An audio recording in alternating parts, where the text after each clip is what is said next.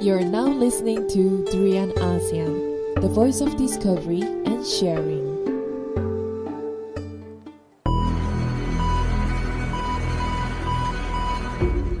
Welcome to episode 6 of Inspired right here at Durian Asean with me, Junsern. And we have Vanda and Catherine here with us in the studios once again. Hi Junsern, hi Catherine. Hi Johnson, hi Vanda. For those of you who is following us for the first time, Inspired is a show where we share tips and strategies in the area of social media and digital marketing, as well as talent development. And if you have any questions, you can always find us on Facebook. You just have to search for Durian ASEAN, and we'll try to answer your questions in the next show. Well, today we have two very interesting topics. Vanda, what will you be sharing with us today? I'll be sharing something. What is it meant by inbound marketing. Inbound marketing. Have you heard before, Johnson? Not really. How about Catherine? No, I haven't. Do you know what is inbound marketing? I don't know. Okay. I'm eager to learn. Yeah, and Catherine, what will you be sharing with us today? Okay, today I want to share with all of our audience how to create our own inspiring story as a presenter. As a presenter. Yeah. All right. So to start off the first segment, let's just learn more about inbound marketing. And I'm a IT or marketing idiot sometimes, you know. So especially when it comes to, I mean, I'm still very old school when it comes to marketing, newspaper, billboard. So what is inbound marketing? Okay. So when there is inbound, there is outbound, right? So basically, we talk about outbound marketing first. Outbound marketing is actually, it can be similar, it can be like traditional marketing. So which means, traditional marketing is where they focus on finding customer. So they use technique like very interactive, that they will be do cold calling, TV, our traditional TV program, TV commercials, print ads, things that you put on newspaper, you know, those traditional media is under traditional marketing. So it's go out and look for customer, right? But because nowadays with the digital era, so that's why it come in is the more something we call that we have the different model. It's called inbound marketing. So inbound marketing is very focused on attract the customer instead of you go interrupt, and you are actually using your own content to attract customer to come to you. So that's where inbound marketing. So this is something we call that a shift in a business that it is a new way of doing business now. You agree with me, Johnson? Yeah, I mean, if you look at things like social media and Facebook, I think that's considered as inbound, am I right? Yes. Yeah. And I think inbound marketing should be more competitive than outbound marketing, right? Inbound marketing save your time. Outbound marketing, you go look for customer. Yes. Inbound marketing, you get found by customer. Yeah. I think inbound marketing is better, right? Inbound marketing is more customer focused. Is it cheaper? Okay, I would say cheaper. I would say cheaper, yes. I would say more cost effective. Like how am I doing my LinkedIn, right? Yeah, I actually get found by a lot of my clients when I was doing actively on LinkedIn. So instead of I go look for them, they actually look for me. So it's kind of, that is a part of inbound marketing. It involves social media. And how we differentiate those two of them. One is, like I said just now, for outbound marketing, for traditional marketing. Basically, you are go look for a customer. You are very like cold calling, cold emails, very interactive, very marketer centric. Whereas for inbound, you are customer centric. So you are there to allow a customer to find out about you. So basically involve things like you have very interesting content. You have a very interesting like blogs. So you create blogs. And a blog is a form of inbound marketing. And you have interesting content there and used by the technique of search engine optimization, which means your blog can be found when people put in a right keywords. So search engine optimization is a technique that how you optimize your site or your blogs so that it can be found on Google, ideally on the first page, so your customer can reach you. So this is a form of attraction. So this is more customer-centric. So this is under inbound marketing. It's actually by using, that means is by positioning yourself correctly so that people can find you. But attract people. So, okay, let's understand by this inbound methodology. It starts by stranger. So let's say there's a lot of strangers out there, right? And these strangers are having some problems. And obviously, they go and look for a problem solution. They will go and search on Google search. And from there, when they key in certain keywords, they'll be attracting to your blogs, to your website, right? Or to any of your social media posting, for example. So when you attract them, then you turn them into visitors. So from strangers, you turn them into visitors by this type of technology, by blogs, by search engine optimizations, by your social media. So you turn them into visitors. So when they already become the visitors to your site, to your platform, then again you want to convert them. There's a second level. When you convert them by creating your call to actions, or you have a landing pages for them to fill in the forms, collecting their informations. So this is part of the convert. Okay, after you have convert them, then they become leads, right? That means from strangers, you attract them, they become visitors. From visitors, you convert them, they become leads to you. So when you have the leads, you can then try to close your deal. The next round is like you put them in your CRM system, or you do email blast to them. And you can, do a lot, or probably you get people to call them as well. But this is not a cold calling because you opt in, right? You get telemarketers. Then they become your customers. So that's where you close the deals. But the inbound methodology not end there. It's not like from stranger you turn them into customers. So that's it. Okay. For inbound marketing, we have one more step further where we delight them. So that's where you use rewards. Probably you do your social media monitoring to listen to them as well. You have good content to let them coming back to you, or you can do survey with them. This is where the delight part that you offer this to them, doing a Facebook engagement, and you turn them into promoters, which is to evangelize your company, where you can get your business ongoing through word of mouth, right? Referrals. So this is the whole inbound methodology, which is very much used in digital marketing nowadays. But okay, when you talk about inbound marketing, what are the platforms that you usually use to create this whole marketing campaign? I mean, like you said just now, you say Google, the SEO, and so on. So what are the other steps that other platforms that you actually use to? I find out like inbound marketing is involve three big things. It's like you have the Google is a search engine optimization part, right? Because you need SEO, search engine optimization stands for SEO. You need SEO to make your content be found, right? Through certain keywords that you target. And then you need to have, of course, very good piece of content. So that's where your content marketing come in the pictures. So you got SEO, you have content marketing, you need to create very good content, appealing content that can attract people.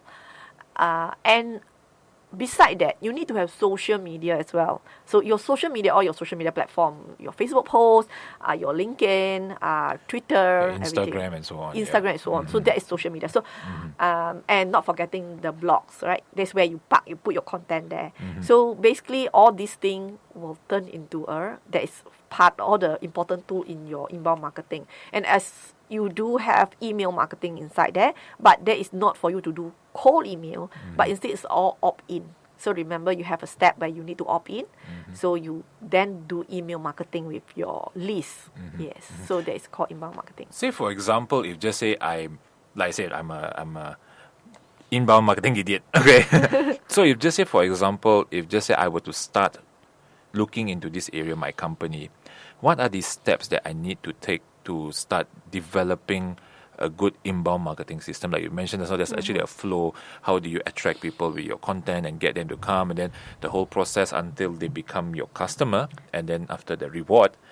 But how do you start off with the whole process? If just say I'm just starting off my company and I really have no idea how to even run an inbound marketing. I always believe, I put in newspaper also can. Maybe I start a Facebook page, but it didn't happen with me. So how do we actually create an effective inbound marketing campaign? I would say most important is you need to use you need to know your customer persona. Okay, so a lot of people, when they have their products, and when you ask them who is your target audience, then they start wondering what is your target audience. In fact, when we have certain product in mind, when you want to do marketing, you should already have your target audience. Prior to that, maybe you do some analysis, you do your market research, you do survey, and to create your own buyer personas, and not based on your own assumption.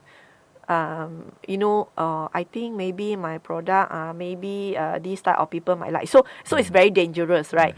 Or there are people even more vague. I mean, like they have vague idea on who will buy their products. When I ask them who you want to target, everyone. When you want to target everyone, there's something very broad, and I will ask them how many millions dollars you have. Yes, I mean it's very costly, right? Very costly. You want to target the mass market. I mean, like even you look at TV, they always say, TV for mass market, and people 13 years old or even younger watching TV can up to 80 years old watching TV. So you have very large audience, and you are not targeting.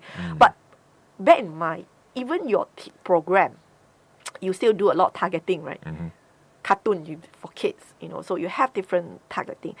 And for inbound, of course, this is very, very important segment, is to create your own buyer personas. When you have your buyer personas, then only you can do a precise targeting. The more precise targeting you do, the better for your business. So after you understand your buyer personas, you then have to create a buyer's journey from where you attract them, where they will be. You need to understand if your buyers is, your customers, your target audience is young and very visual attractive. Probably then you need to have an Instagram to start by attracting them, right? If your buyer is very scholar type and your product is very technical, probably you need to then create white papers to attracting these professionals. And probably you need to be also establish presence on LinkedIn. So normally when people ask me this question again, I'm asking who are your target audience? Getting your audience, learning about their personas, then only you create the journey, the funnel, we call that, the sales funnels. Right? Okay. Yeah, then from there only you can create your content on attract them, and how later on you're going to distribute your content into where. So this is the whole inbound best practices. All right, we're going to be taking a very short break, and when we come back, we're going to learn more about inbound marketing, and perhaps maybe we can even learn about the platforms that we could actually use to strengthen our inbound marketing. And we're going to come back right after this on Inspired, right here at Durian ASEAN.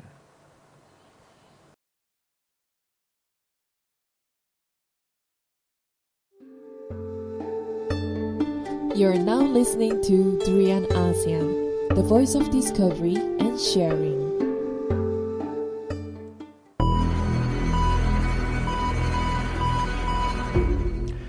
Welcome back to episode 6 of Inspired, right here on Durian ASEAN with us, Junsern, Vanda, and Catherine. And we were just now before the break, we were talking about buyer's persona in terms of inbound marketing. So, Vanda, what are the other areas that we have to look at? The findings is, like I say just now, your buyer personas must be based on actual research, not your own assumption, right? So many people have their marketing fail because a lot of time they base on their own assumption, and they always base on things that they like or they don't like. But sometimes we have to remember, you yourself might not be your target audience. You are not the audience. How can you base on your own liking to sell your products? So you have to put yourself in your customer's shoe. And to do that, the best thing is you have to go and do some research. You do survey. And what type of persona research question that you need to have is, first you have to understand the role of your audience. What is the person's job, for example? And what is the person's work with what type of organizations? So beside their what is the background, right? What is the demographic? Cannot be only taking demographic alone. I find that a lot of time they always give me, my target audience is basically mostly female and age 18 to 25. And so it's very demographic, we call that. How about the psychographic? So you need to understand, what is these people's, their challenges. Because a lot of, bear in mind your product is actually to solve someone's problem. Yes. You create products is to resolve issue, not for fun. And it will be like, what is the challenges of your customer? You are trying to help them. So if you can provide value added to them, of course they will buy in your products. So from there, that's why you need to understand what are their challenges, what is the obstacle they will meet. That means you have to go more in-depth. More in-depth. Rather than just, like you say, the traditional way of just seeing the demographics and so on. But you have to look at also their like you said, their psychographics and so on, where you have to know how they think, what they think, and what they want. Yes, what they think, what is their problem, how can we help them, in what tone and manner we should help them. The tone and manner you speak to a youngster, 18 years old, and the one, maybe a woman, 48 years old, is very totally different, right? So that's where you come up with a sample of your personas. From there, after you have done your survey or research, and there are many ways for you to do your research. Actually, you can get help from market research company. There are very good market research company out there where they will do a survey, and also you can conduct your own survey if you want a very cost-effective way. And you can also do, based on your current customers, you can then do some survey to your current customers to see what type of people normally buy my products, type of things. Yeah. But the previous show we talked about Facebook Pixel. Does that come into the picture also? Yes, if you have a large quantity of your traffic, I would say. If you install a Facebook Pixel in your website and your traffic is very good, you want to know what is your web visitors demographic. So this is more on like Facebook Pixel is more on just when you have already reached to a certain threshold where you have a good flow of traffic to your website. Yes. So now, then you can collect something we call that custom audience. Then you take your custom audience into a very good Facebook platform to do research, which a lot of people not realizing. Something called audience insight. So you should Google Facebook audience insight. Okay. So when you go to Facebook Audience Insight, you can actually put in your audience of your web audience inside there. And Facebook will return the demographic first, like how many women, how many men in this location, and what is their age group. And then further down, you can see also their whether they are married, they are single, what is their education level, and what is their occupation, what is the jobs normally. And then you go into what type of page they like. Okay, so sometimes what type of page, what type of category of things they like. So from there, you can roughly get, a lot of my buyers seem to like certain page, for example. Then you go and investigate into the page, and you can roughly know what they like also. So this is how Audience Insight can offer to you. So it's very interesting. When I conduct my class, a lot of people don't know about this, and it's free. It's Yeah. free of charge. Yes. So we just Google Facebook Audience audience insight. insights. So we type our questions like who is my target No. audience? You or when you how go do we into use? audience insight, on the left side, you just put in the location. Let's say you put Malaysia. The Facebook is going to return to you how many active users, active Facebook users in Malaysia. So roughly you'll get like 20 to 25 millions of active users. And they have 44% women, they have, 56% of men, for example, right? That on Facebook. And then you go further, how many of them are single and married, how many percent, and their education level, and their job, their occupation, what type of occupation of these people. And then you go further down, the next one is you can see what type of pages that they like. So you can see lists of pages that these people like, for the past 1 month, okay? And from Malaysia, you can drill down. I only want to see KL people. And I want to see KL people that 18 to 25 years old. So again, you can see the shift, the change of the page like behavior. That's wonderful. Yeah, a lot of people don't know how to use this to find out, to do a research. This is a free tool available. It's because most of the Malaysian on Facebook, right, you have like 20 to 25 millions of people there. Imagine your data is a very huge research data, so powerful, and even better than you ask a certain survey company to go and interview maybe 100 people for you, right? Only 100 set of data, but this one you have like millions people of data. So get use of, make good use of that. You can help in any new businesses that start to do their business to understand and research about their customer. So now that now that we know that who the clients are, how do we move on to the next part where we start planning our campaign? Yes, then you need to understand the journey. So the journey for buyers is like, they need to get aware first. So the awareness stage. So what you need to do in the awareness stage, and then you come into another stage is called considering stage. Okay, after considering stage, then only they go into their decision stage. Actually, it can be reflect very good in Facebook campaign. So when I buy a Facebook ads, Facebook split their ads campaign into these 3 categories as well. So they have awareness level. So what type of ads that you buy during awareness level? And then they have another level, it's called consideration. Then they have list of campaign you can do during your consideration stage. It's like after you make people aware of your brand, then you make them consideration is probably you get the traffic to your website, ads that can engage with your audience, like engagement ads, ads that collect information, like collect their information. So all this under consideration. And they have a last final one. It's called conversion. In Facebook, we call that conversion. But this is a decision stage. Whether you have closed the deal, whether this person has purchased, has acquired, choose your products, have buy it, then there is a last stage. It's called decision stage. So Facebook campaign platform they define very very well in their buyers in this type of journey. So they follow this inbound marketing buyer's journey. Yeah.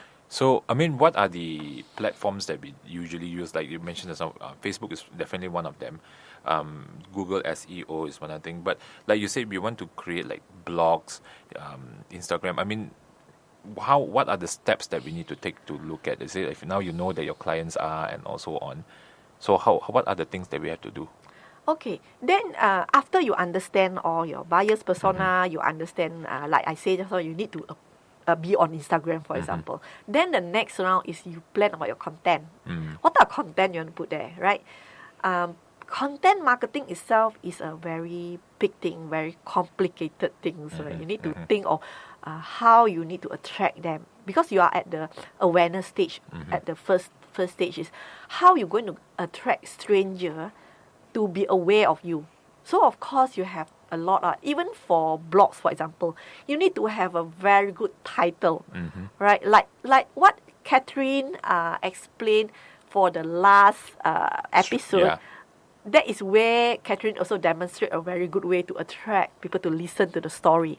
So you use what you call that Vivid description. Yes, vivid description. So I find that this is very important. Otherwise, you'll be a very blunt thing. People will see like monotonous. They won't be attract, right? So you want to attract people, you need to use the vivid description to put in your title. A very good title that can attract people. Like normally nowadays, the blog titles they can have 10 tips on how to success in your inbound marketing, right? Very eye-catching. Yes, very eye-catching. Or 3 things that you shouldn't do to fail in your marketing, type of things. So all these things is like how you can attract people's eye, how you can build the awareness stage successfully. Yeah. I mean, I came across this one article about the difference between outbound marketing and inbound marketing. They say that outbound, I think you did mention this now, so is interruptive, as in like it gets into your face. Then you'll be like, I actually don't want to see this thing. But inbound is permission based. Yes. Is actually you opt in. Yeah, you opt in. It's like I actually I choose you, so I have no rights to complain if you give me anything else. But usually I think people don't complain that much. They, especially like for example, certain websites. Now that you mentioned certain websites that we go, they'll say that is it okay if you want to send to you email links or everything? Then you just like, because you want to get that page out, you just click okay. Then you realize, hey, how come I get all these kind of things? Like sometimes your email, or sometimes they send Facebook message and so on. Not so much on Facebook message though, but that is, does that count as inbound marketing also? Yes, when you because go to, they ask your permission and you do agree to it. Because sometimes you click, right, because it's like, okay, I want to get this out of the way, click yes, then you realize, oh no, I actually press okay, then it's like that email coming, then you have to go there and subscribe. Sometimes they give you free things, right? Free like books, Yes. e-books, or free other things. So that make you like key in your email. Yeah. So after that, you keep receiving email from them. But Catherine and Junsern, do you know that you can actually unsubscribe them? Yes. Yeah. Yes. That's what I usually do when I accidentally click. Like, I just unsubscribe. The best practice of email marketing is for inbound marketing, you have to have an unsubscribe option for all your email subscriber. So normally at the bottom, so you just click And unsubscribe. very small one, small letters. Yes. You have to spend some time You'll to be find it. Where is that Might be the fine- unsubscribe? There you are hiding there. and a fine print. But it is a must to have that because it is a good practice. I mean, like it's a must practice for all the inbound marketers. And if you can see, actually it does have all to unsubscribe, right? Yeah. So if you don't like to be to be sent by all those bombarded by all those emails, then you can choose to unsubscribe.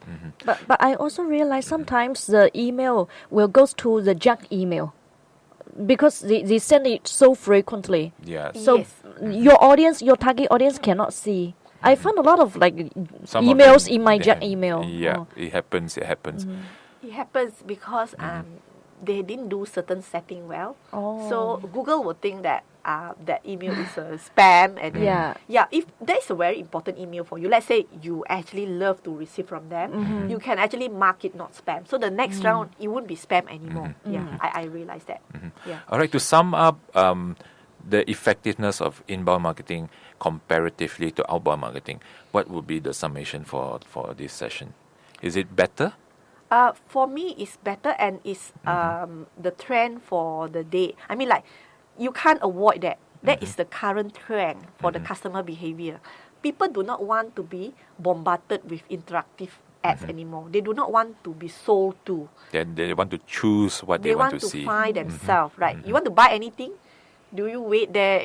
Like you normally go and search around and do research around. Yes, right? yes. All right, so thank you very much, Vanda. We're going to be taking a short break. Coming back after the break, we will delve into the art of presentation with Catherine Chen, and this is inspired on Durian Asean. We will be right back.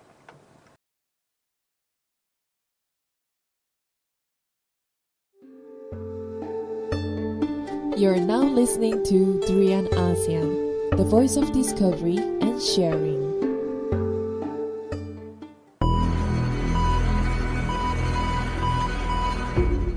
Welcome back to episode 6 of Inspired on Durian ASEAN with us, Junsern, Vanda, and Catherine. And this second segment, we'll be looking at the art of presentation with Catherine. What do you have for us today, Catherine? Today I want to share with all of our audience how to create our own inspiring story, just like a Hollywood director. Wow, Hollywood director. Wow. Okay. So the reason that as a presenter we need to create our own inspiring story is because we need to use this one to make us different from any other presenters. We are very unique presenters. However, in our field, in our subject of matters, there are many people who actually can present the same things, maybe as good as us. So how do we differentiate ourselves from them? How do we not to let ourselves replaced by other presenters in our field? So we can use this weapon, which is to create our inspiring story, and so we stand out. However, having said that, creating our own inspiring story is not just only about standing out and getting noticed from others. It's about building a good bonding with our audience before they even listen to our subject of matters. It is a way to improve our relationship with our audience. So when can we tell our inspiring story? It's up to us. Like what I mentioned in earlier sessions, we have a warm-up session stage in our presentation. So we can tell our inspiring story in the warm-up stage, or we can tell our inspiring story in the middle of our presentation, or we can even share our inspiring story with our audience at the end of our presentation and give a aha moment to our audience. So, I mean, when it comes to creating interesting and inspiring stories, right, what are the steps that we actually usually have to take to connect with the audience? Okay, in order for us to develop a inspiring story, just like a Hollywood director, there are very simple 6 steps that we can follow.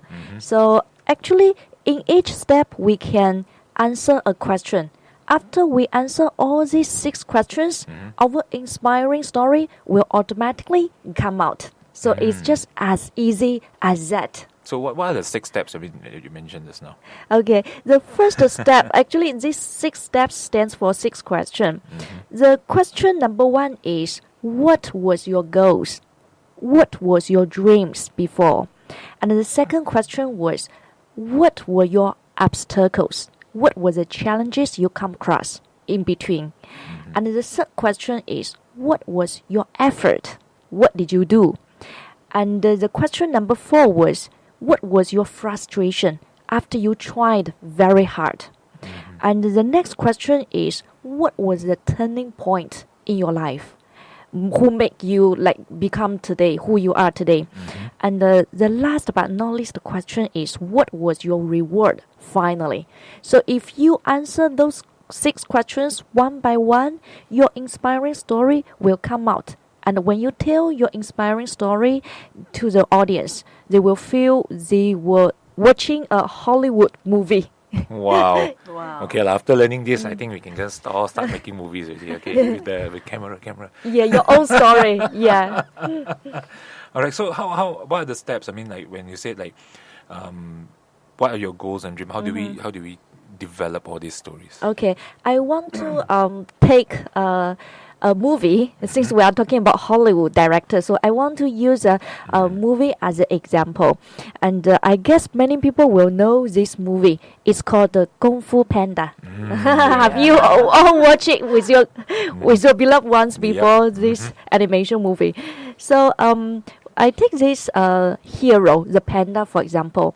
So question number 1 is, what was the panda's goals? What was the panda's dreams before with a movie star? His dream, his goal was to become a Kung Fu master. The Dragon Warrior. Yeah, the Dragon Warrior. Oh, you watched that and you Of remember. course, I watched all I three. can't remember. Did you watch Vanda? Yes, I watched. I love that movie. I remember his name is Po, right? Po. Bo, yeah, Bo, yes. So, what were the obstacles he come across during this journey? I Do you think remember? Maybe he's fat. Yeah, he is fat and he is not flexible. So normally, like those people who are slim, they are easily to practice kung fu martial arts. But this panda, he has very big size and he is not easy to move. So the only thing he is good at was making noodles. He has a family business. His father, who was a duck, had a noodle restaurant in this town. So he and his father only know how to make noodles. He doesn't have any talent in practicing martial arts. So the next question the movie answered was, what was his effort? So this panda, though he didn't have the talent, he went to the tournament of Kung Fu Master, the Dragon Warrior. And coincidentally, he was selected by the Master Turtle. And he started to learn Kung Fu. So this is his effort. And the next question the movie answered was, what was his frustration after he tried very hard? So the reality was he was fat and he was not flexible. So even he was taught by the best martial art master in the world, his learning progress was very slow. So there was one point he decided to quit. And his friends, the 5 friends, also didn't like him because he looks very silly in practicing martial arts. So he decided to quit, and this made the movie very interesting.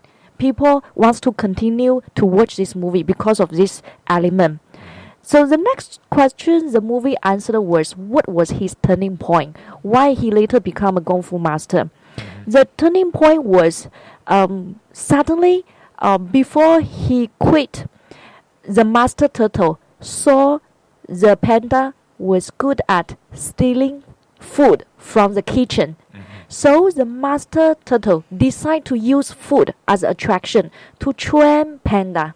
So this increased panda's interest to practice martial arts. So he started to learn more and more martial arts skill.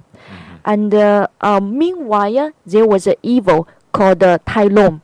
So Tai Long break the prison, and Tai Long escaped from the prison, and nobody could beat him, including the Master Turtle. So the panda faced a big challenge to implement his mission as a dragon warrior, and but he didn't know how. So at this turning point, his father came to him, and his father asked him, Paul, do you know why the village people always think our family noodle is the most unique noodle in town? And Paul said, oh, because you have secret recipe. Even I don't know what is your secret recipe. So his father, the duck, told him that, actually, I don't have any secret recipe.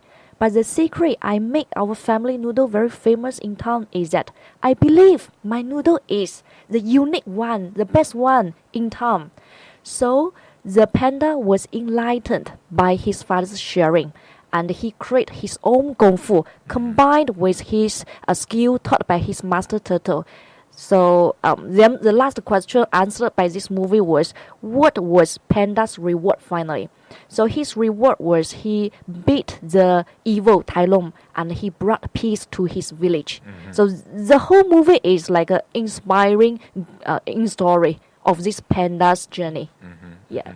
So it's like from the start he wants to be a kung fu master, the dragon warrior. Yeah. And then after that, by the end of the movie, he himself became the master itself. Yeah. Yeah, and there's quite a lot of interesting what I call plots in the movie itself. Yeah. Like when he said he opened the scroll and he realized that the warrior is actually him. He's a mirror. Yes. So yeah, I mean that 6 steps I think is actually exactly what you just Yes, mentioned. yes. Yeah. So as a presenter, we want to show that we are still us like 10 years before. and 10 years now, but we have obtained the new personal attributes because all this precious experience we had. It's just like the panda. The panda at the beginning of the movie, he wanted to become a dragon warrior. At the end of the movie, he became the actual dragon warrior, but he is not the same panda where he was like some years ago. So these 6 steps is applied for like when you want to give a case study or a story where you want to share with your audience, or is it planned out throughout the entire presentation? Okay, I would suggest the audience to use this technique when they are telling their own story. As I mentioned earlier, our human beings' brain do not like dry subject. We like something vivid. We like something with emotion. So when you share all your precious experience with your audience, you can tell your story. You can draft your story by using these 6 steps.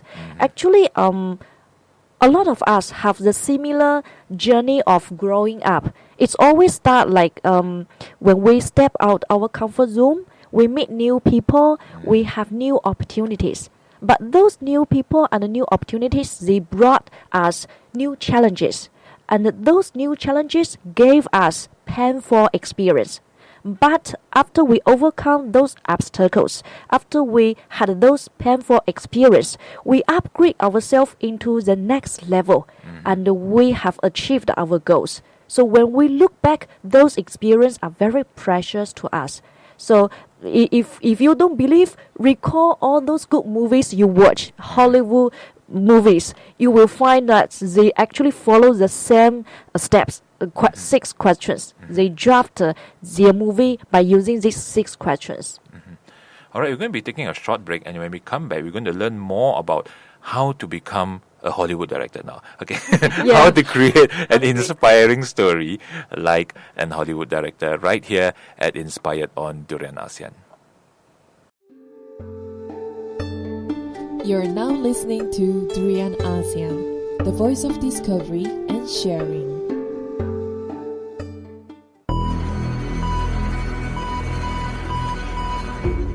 Welcome back to Inspired right here on Durian ASEAN, and in the second half of this show, we were talking about how can we tell a story like a Hollywood director during our presentation. And earlier, Catherine was sharing with us the 6 steps. Number 1 is what is the goal and dreams, what are the obstacles. The third one is what was your effort?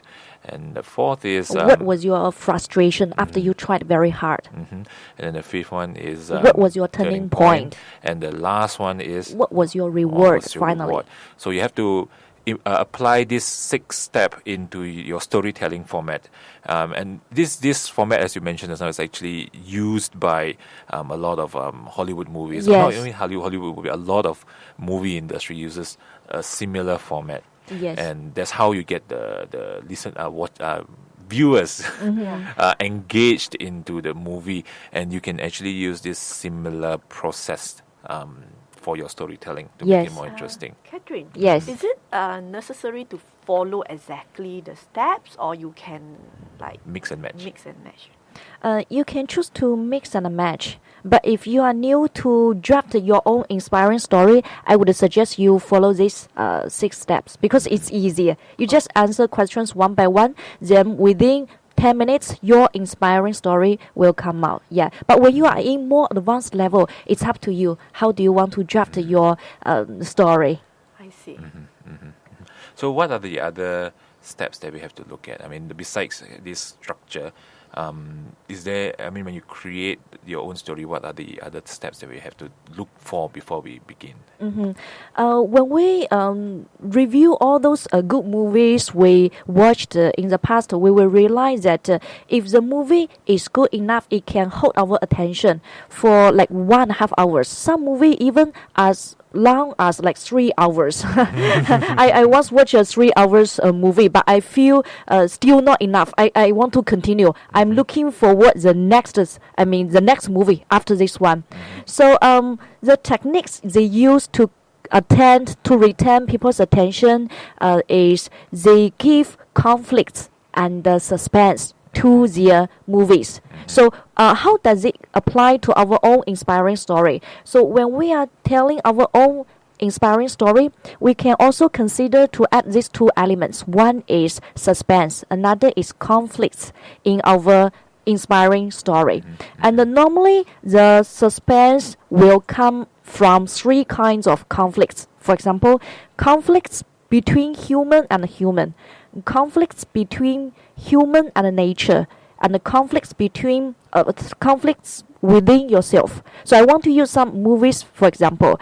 Have you all watched the Jackie Chan's movie before? The Hong Kong star. So if you review all his movie, all of his movie were full of conflicts between human and human. So that is a typical example. Jackie Chan. He likes to use conflicts between human and human. Another type of movie, they will use the technique to show the conflicts between human and nature. For example, one of the movie we watched some years ago, that movie was called 2012. Which shows the end of the world. Yeah, so that movie shows the conflicts between human and the nature. And recently, there was a similar movie. I think it was just released. Geostorm. Yes, I think so. Yeah, that also shows a conflict between human and the nature. Another type of movie, they will demonstrate the conflicts within yourself. For example, a very classic movie example is Pay It Forward. Have you watched this movie? Yeah. American movie. Many senior people nowadays in America, when it comes to Christmas, they will still watch this movie, Pay It Forward. It demonstrates the conflicts within the hero himself.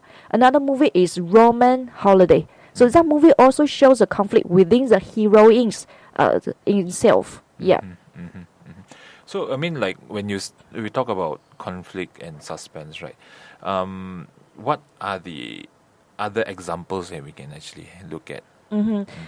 So we are just talking about the conflict and also suspense. I want to give an example of how do we add suspense in our own inspiring story. I want to tell a story again. So today is a session about a lot of stories. But this story is very well known to all of us, I believe. The story was talking about a king. Long time ago. Another king. This one doesn't die, right? Okay, cannot give you the ending. Okay. This king does not die, but he wants other people to die because he's a king. Okay. So evil king, okay. Yeah, this king is an evil king, and he has a lot of crazy ideas. One of the craziest idea he has was that if a person in his country was accused of a crime, this person will be brought to a public arena, and this person has to make decision to open one of the doors in front of him. Behind one door is a pretty lady. So if this person open the door with the pretty lady behind, this person can marry the pretty lady immediately, and he will be announced innocent. And if this person so unlucky, he opened a door with a tiger behind it, he will be eaten by the tiger, and he will be announced guilty. He will die. So this is a crazy. Craziest idea this king has. And later, someday, he realized that his daughter loved a very ordinary young man with a very low social status, and he was very angry. So he put this young man into prison. And the next day, he is going to bring this young man into the public arena and ask him to open one of the doors. So the princess used her network to know the positions of the pretty lady and the tiger.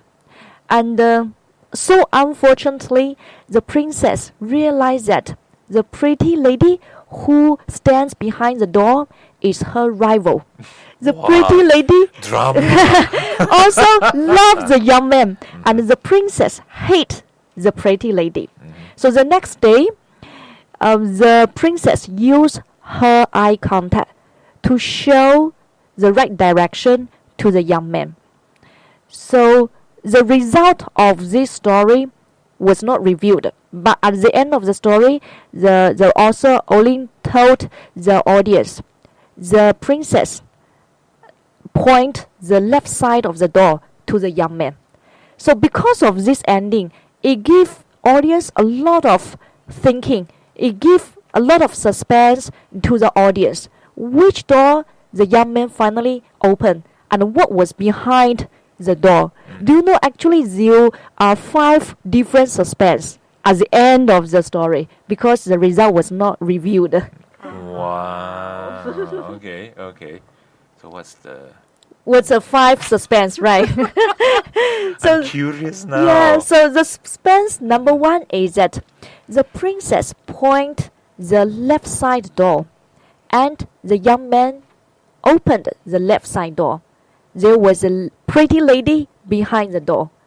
And the music is played. The young man married with the pretty lady.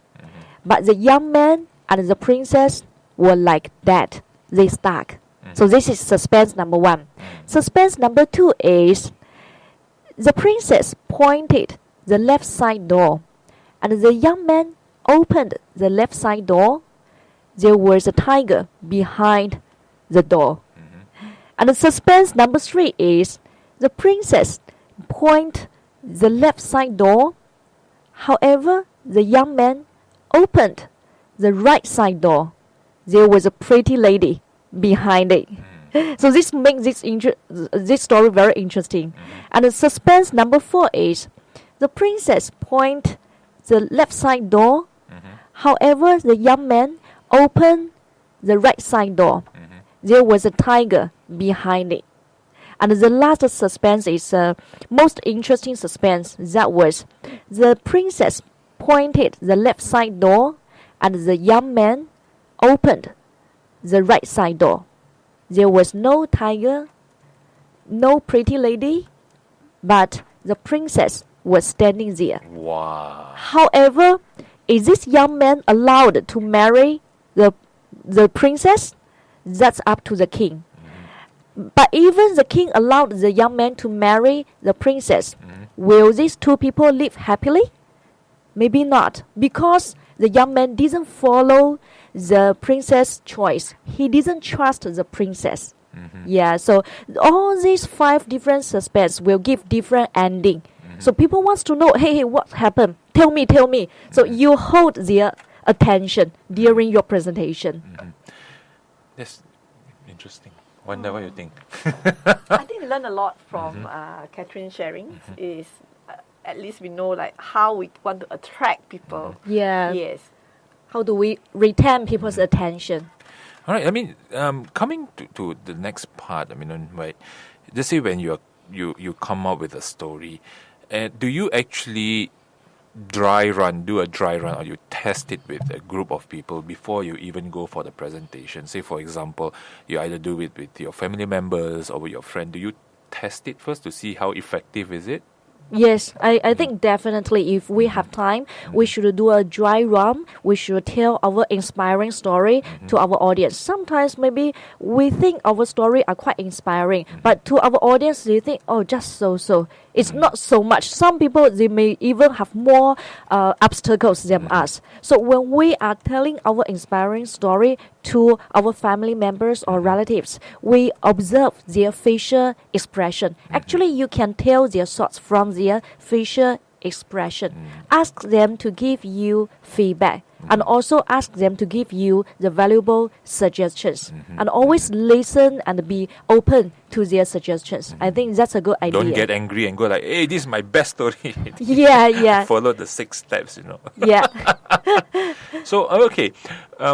If you want to create a story, do you have to make sure that can we use the story that is relatable to the people, as in like we can use real life situations within, say, if you're going to give a presentation with that company, do you give the kind of real life situation of the company also, if you have a story similar?